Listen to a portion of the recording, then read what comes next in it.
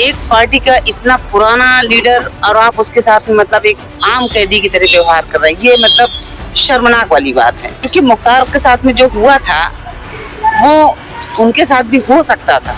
उम्र का तो ख्याल कर दिया होता है कम से कम कि उम्र के हिसाब से आपने उनके साथ में बहुत गलत किया, नहीं करना चाहिए। सरकार देखिए आती जाती रहेगी और सरकार बदलने वाली है। सपा के सारे जितने हमारे माननीय अखिलेश भैया भी उनके साथ में हैं और हमेशा थे, हमारे शिवपाल चाचा भी, पार्टी के जितने भी बड़े वरिष्ठ नेता हैं, माननीय वगैरह हैं, सब उनके साथ में है। आप देख रहे हैं सैम टीवी, मैं हूं आपके साथ रानू गुप्ता।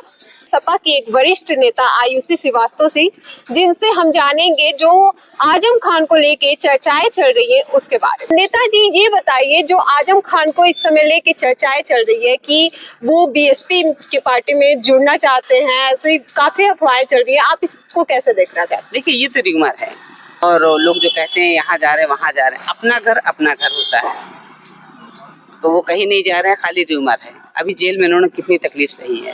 हाँ जी, जो जेल में उन्होंने 23 महीने के मतलब नींबू अचार और रोटी के साथ बिताया, आप मैंने सुना, मैंने न्यूज में देखा। सोचिए कितनी बड़ी दुख भरी बात है ये। एक मंत्री, एक पार्टी का इतना पुराना लीडर और आप उसके साथ में मतलब एक आम कैदी की तरह व्यवहार कर रहे हैं, ये मतलब शर्मनाक वाली बात है। सरकार पे मतलब इस पे लानत आनी चाहिए, उसे सोचना चाहिए कि आम कैदी में और उनमें कितना फर्क है। बताइए, एक मतलब सम्मानित आदमी को आपने इस तरीके से रखा और खाने के लिए इस तरीके से, उम्र का तो ख्याल कर दिया होता है कम से कम कि उम्र के हिसाब से आपने उनके साथ में बहुत गलत किया, नहीं करना चाहिए। सरकार देखिए आती जाती रहेगी और सरकार बदलने वाली है, जनता सब समझ भी चुकी है। लेकिन आजम साथ में जो भी मतलब गलत हुआ है उसको ऊपर वाला देख रहा है और उसको बदला इनसे लेगा, भाजपा वालों से, और बहुत बुरी तरीके से लेगा, जो इनको महसूस होगा। जैसे लोग कहते हैं ना ऊपर वाले की लाठी में आवाज नहीं होता, और इस बार जब इनको लाठी पड़ेगी तो आवाज भी होगा और उनको महसूस भी होगा, ये देखिएगा आप। और ये जो अफवाहें चल रही थी कि मतलब उनको जब मुख्तार अंसारी की मौत हुई तो उनको डर सा बैठ गया कि ऐसा है, जहर मिल सकता है, इस सब चीजों पे, तो ऐसा क्या कुछ भी हो सकता है। लेकिन एक देसी कहावत आपने सुनी ना, दूध का जला छाछ फूंक के पीते हैं। तो चूंकि मुख्तार के साथ में जो हुआ था वो उनके साथ भी हो सकता था, लेकिन इसलिए उन्होंने नहीं कहा कि फिर पूरी एकदम हमको सब पता चल जाएगा कि हाँ हम गलत कर रहे हैं, इसलिए उन्होंने ऐसा नहीं किया। पर अंदर से कितना प्रताड़ित किया ये देखने वाली बात है। आने के बाद उनकी शक्ल देख लीजिए कैसी, क्या हो गए बेचारे, एकदम अधमरी से हो गए एकदम। जो ललकार के इतना तगड़ा बोलने वाला नेता, जिसकी क्या कंडीशन है। तो आपको क्या लगता है कि सपा में वो फिर से मतलब जब इलेक्शन आएगा वो लड़ेंगे, उसके साथ रहेंगे? क्या बिल्कुल लड़ेंगे, पूरी ताकत के साथ लड़ेंगे। और सपा के सारे जितने हमारे माननीय अखिलेश भैया भी उनके साथ में हैं और हमेशा थे, हमारे शिवपाल चाचा भी, पार्टी के जितने भी बड़े वरिष्ठ नेता हैं, माननीय वगैरह हैं, सब उनके साथ में हैं। और खाली ये बहकाने वाली बात है।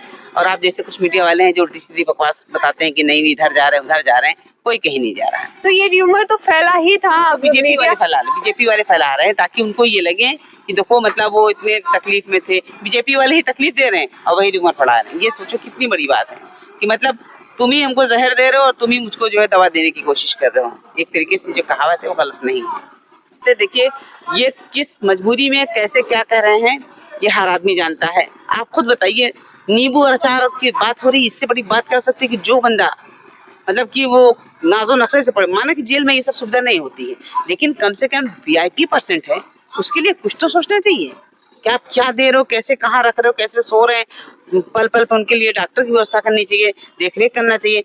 बोले बाबा ना करे, अगर कहीं कुछ होता तो क्या होता, उनका घर परिवार तो एकदम बिल्कुल तनहा हो जाता। परंतु उनका कहना है कि उनको मतलब खाने में तो खाना प्रॉपर मिलता था, परंतु वो खुद नींबू का अचार बनाते थे, रोटी लेते थे और रोटी को खाते थे, उस तरीके से जीवन व्यतीत करें, वो भी डर की वजह। हम आपकी बात समझ रहे हैं, आप जो कहना चाह रहे हो हम समझ रहे हैं, पर हम आपको बता रहे हैं, जब हमें अगर आप जेल में रखोगे, हम भी 2000 मायावती की सरकार के टाइम पे 2 बार जेल गए हैं। डेरा डालो घेरा डालो, जेल भरो आंदोलन में 1-1 हफ्ते रह के आए हैं, मुकदमा अभी भी झेल रहे हैं। कैदियों का खाना हम लोगों ने देखा है अपनी आंख से, ऐसा बनता था, कहते थे कि सरकारी धन बहुत कुछ आ रहा है, और ऐसे दाल उठा के इसमें पलट दो, एक दाना दाल उसके अंदर नहीं रहती थी। हम खुद भुक्तभोगी, हम दूसरे को क्यों कहें।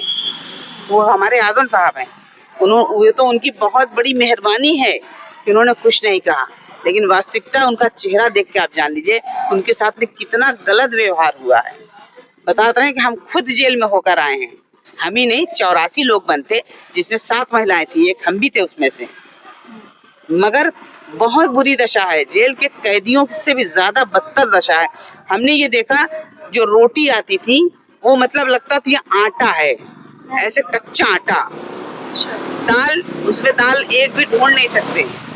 दलिया, हम कैदी के खाने की बात कर रहे हैं, अपनी खाने की बात नहीं कर रहे, जो कैदियों के लिए खाना आता था। और दलिया पानी काली काली से, नाम था कि दलिया, दूध आ रहा पानी, खाली दिखावा है। जेल की कंडीशन बहुत बुरी है, जरूरत से ज्यादा बुरी है। आजम साहब को धन्यवाद देते हैं कि उनको भोले बाबा ने इतनी शक्ति दी जो उन्होंने बर्दाश्त किया, अन्यथा कोई और होता कपड़ टूट गया होता। लेकिन वो चट्टान है, उनको तोड़ना आसान नहीं। पूरी जिंदगी समझ लीजिए उनकी बर्बाद हो गई जेल में। परंतु सरकार तो कहती है कि जेल में सुरक्षा और स्वास्थ्य का पूरा ध्यान रखा कौन जाता सी है। सुरक्षा? एक मिनट रुकना, सुरक्षा की बात कर रहे हो?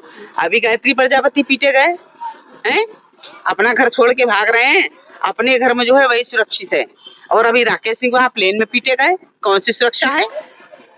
किस बात की सुरक्षा है बताइए? राकेश सिंह विधायक गौरीगंज के, अब पूर्व कहें वर्तमान कहें क्या कहें मुझे नहीं पता। जब तक सपा में थे सुरक्षित थे, चले गए भाजपा में, प्लेन में बैठे बैठे पीट दिए जा रहे हैं। बताइए, प्लेन ऊपर उड़ रही है, उसमें पीट दिए जा रहे हैं। गायत्री प्रजापति जेल में है, उनको पीट दिया जा रहा है। कौन सुरक्षित है? कोई सुरक्षित नहीं है। खाली ये कहने की बात है, मन को बहकावा देने की बात है। जब बात आई है गायत्री प्रजापति की, तो अभी वो तो अस्पताल में एडमिट है, तो आप इसको क्या कहेंगी? अभी अखिलेश यादव ने भी उस पे कमेंट किया कि इस तरीके से व्यवहार हो रही है ट्विटर पे, तो आप इस पे क्या कहेंगे? क्या कितना सच है? हमने यही तो बताया ना कि ये स्लो पॉइजन दे रहे हैं, अपने गुंडे छोड़ देते हैं। कभी किसी को पिटवा दे रहे हैं, कभी कुछ कर दे रहे हैं, कभी किसी को मार दे रहे हैं। अब मतलब सच्चाई के नाम की चीज खत्म हो गई, अदालत खत्म है, कोर्ट कचहरी सब खत्म है। अब सब कुछ भाजपा ही है। भाजपा कोर्ट है, भाजपा कचहरी है, भाजपा सरकार, जो भी है कुल भाजपा है। सारे जज ये वो जितने हैं सब भाजपा ही है। जैसा कि हमारे साथ बनी हुई थी आयुषी श्रीवास्तव जी, जिन्होंने अपने आजम खान से लेके तमाम मुद्दों पे चर्चाएं की हैं। आपको क्या लगता है कमेंट बॉक्स में अवश्य बताएं। तब तक के लिए बने रहें साम टीवी के साथ। धन्यवाद। सब्सक्राइब करें साम टीवी, क्योंकि हम आ गए हैं अब आपके बीच, दिखाएंगे सत्ता के वादों और अपराधियों के एक एक कारनामे की हकीकत। और हाँ, अगर आपके पास भी हो कोई ऐसी खबर तो कमेंट करके हमें बताएं, क्योंकि बिना डर और दबाव के हम दिखाते हैं हर एक खबर डंके की चोट पर।